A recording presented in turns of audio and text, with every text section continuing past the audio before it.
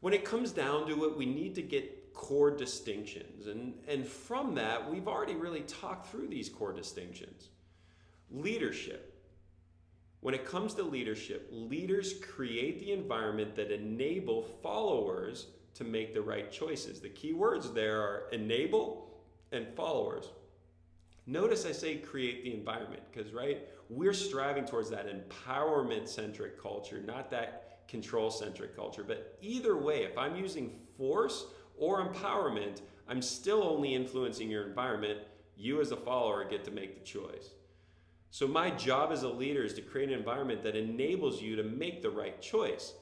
And notice I say right choice, and you've already learned I'm very precise with language. So right has to mean something. And what it means is this. There's 4 parts to a right choice. The first part is a step closer to the future that we want. The second part is that it's legal. The third part is that it's ethical. And the fourth part is that it's moral. So a right choice is a choice that gets us closer to the future that we want, that's moral, ethical, and legal. The next part is management. So if leadership is all about creating the environment that enables followers in making the right choices, management is all about creating an environment that supports lead followers in making the right choices. So everything's the same except for supports and lead followers. What's the difference between enable and support? Right? So support is about direction, is about resources, and is about safety, whereas enable is about action, taking action and evoking action.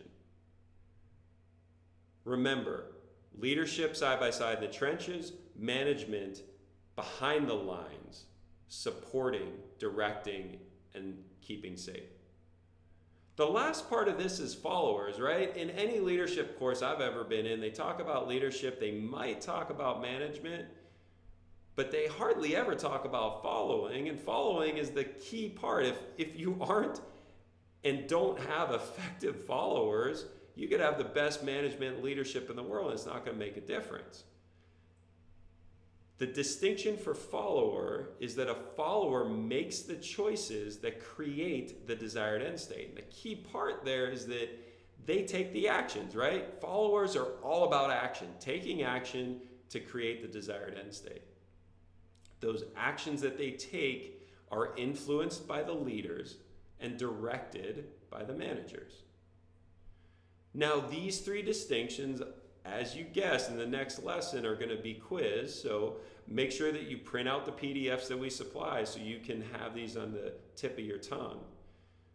And as you see, they're quite elegant, right? They make sense, so go ahead and take your time to remember these.